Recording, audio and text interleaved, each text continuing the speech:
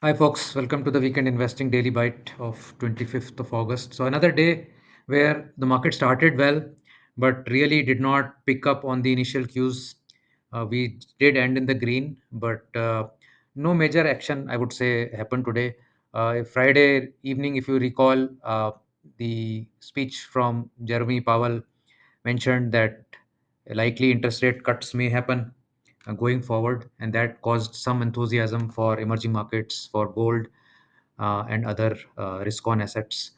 That possibly caused today's jump, but the bigger uh, sort of sword on our head is the 27th of August tariffs.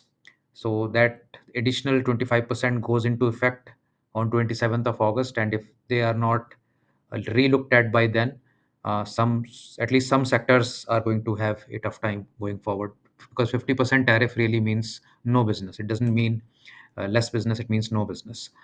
Disclaimer as always, please read the disclaimer fully, understand it, and then move forward in the video.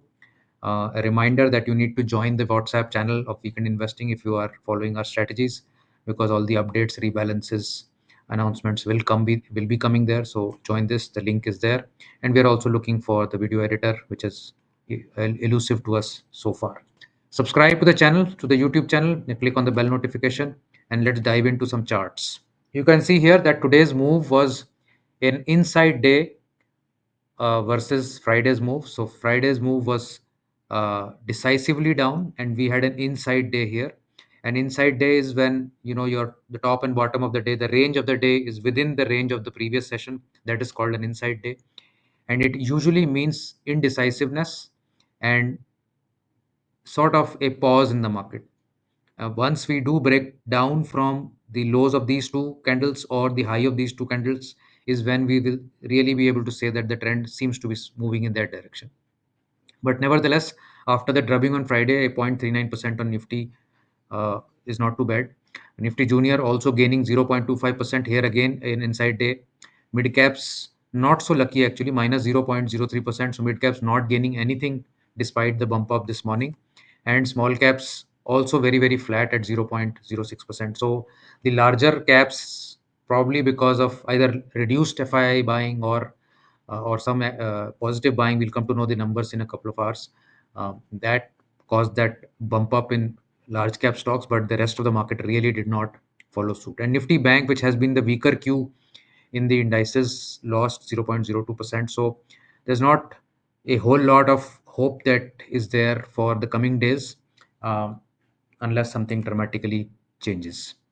Gold is up 0.22% today. Again, as I mentioned, on the prospects of rate cut globally, gold will go up if that happens. 10,053 per gram is where gold is trading right now. In the advanced decline trends, you can see the advances started out reasonably well, but they continued to go down through the day. By the end of the day, they were at even uh, with the declines, 254 advances to 247 declines, pretty much an even bag. IT stocks jumped up the most. So Infosys, TCS, HCL Tech, Wipro, all these stocks did well. Some banking and finance stocks did well.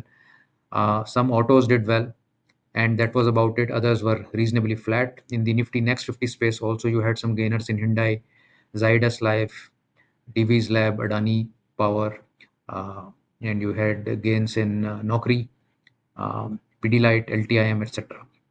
The losses were in Bajaj Holding, Chola Finance, Can Bank, Bosch Limited, and Swiggy. Little small profit-taking bouts, I suppose. Movers of the day was Idea for the second day. AGR relief, the accumulated taxes that the government has to collect on count of the spectrum charges, is something that is causing several telecom companies to bleed, and Idea has been the foremost in that. Many others have shut down. So Idea up on the idea that AGR charges will get reduced going forward. CRISIL has reaffirmed Hyundai's long-term rating at AAA, and that caused Hyundai also to go up 4.4% today. It had been running up, so from 2100 we had recently gone to 2600, and there was a correction there and a good reason to again start going up. So Hyundai is actually looking good, along with the small car GST benefit that is coming through very, very soon. Sectoral trends. Nifty IT up 2.37%. No other sector really gained anything much beyond that, and the one that lost the most was Nifty Media and somewhat the Nifty Capital Market. There was no other sector that really was changing too much. IT stocks have jumped, so the IT index has gone to exactly to this moving average that we are showing, and Infosys, TCS, HCL Tech, Emphasis, and Wipro. These were the major winners. The IT rally seems to be reasonably strong. This pivotal bottom that we made on Friday and a gap opening today, I think this remains a good support going forward on IT. Media remained down. Nazara lost another 4%. So you all know what has happened to the online gaming business, and that has percolated into the media because a lot of sponsorships and those kind of ad spends were coming from that industry. So Z Entertainment down, PVR also down, Network 18 down, Sun TV Network also down. Media is actually looking weak. It is making an inverse flag.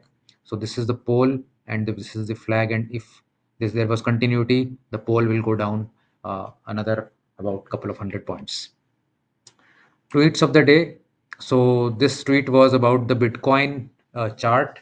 I have no way to say how and when Bitcoin, whether it will fall or go up, but the last 10 years, 10, 11 years have shown that Bitcoin has fallen 4 times, and each time it has fallen 75 to 80%.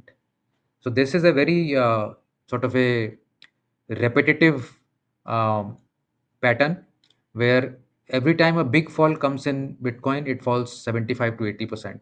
So now nobody can really say when the next big fall will come. But if it were to come now, uh, from its recent top, if we calculate 75 to 80%, we'll be somewhere near 26,000.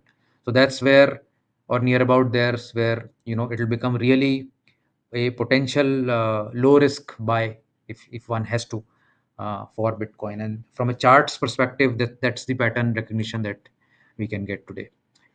Also, another video about you know a lot of times we think whether things are expensive or cheap, whether it is to do with houses, cars, stocks, watches, whatever it may be. But that is just our thought. That's our opinion, and that's our value system, you can say. But if a transaction is happening somewhere, let's say a house is getting sold at 100 crores and several such houses are getting sold at 100 crores, then you can't say that that is just a fairy tale that is happening. These are actual transactions that are happening. So there must be something that maybe I don't understand why that house is worth 100 crores, or some cars are selling at whatever prices, or some watches are selling at whatever prices. If there is a market and it's a reasonably active liquid market, where multiple transactions can happen. So one transaction happening at some point can be a freak issue or a fraudulent case also. A house is worth 10 crores, but somebody priced it at 6 crores and did a transaction. That can be a one-off situation. But when transactions happen at a certain price, then that transaction actually tells you that this is the truth. This is the price is truth. That's what we say, in the BBC principle, Bhava Bhagwan Che, where price is telling you what is the real truth. Whether you believe it or not is, of course, up to you. So you may say, it's too expensive. There's garbage outside, but people are buying at 100 crores, so it is not worth it. So maybe that is your value perception of that place or that house or whatever it may be. But if transactions are happening, then actually the truth is that, and what we are living in our mind is a falsehood. So that falsehood can be our truth, but the market's truth is something else. So just a sort of a mental sort of thought process uh, view of how people could think about certain things and let them go. Just that's exactly what happens when a stock starts to move, starts at 20 rupees, goes to 40, and in our mind we say, no, no, it's too expensive. The stock may be going from 40 to 400 next. So we have to see what is the reality of the market and how we can play that market. So today, in today's in the second video of the day, we will be talking about an alternate to gold investment. It's a very interesting subject. So I'll see you all at 8 p.m. And if you like this video, do like and share these videos, and do subscribe to the channel. See you next time. Thanks. Bye.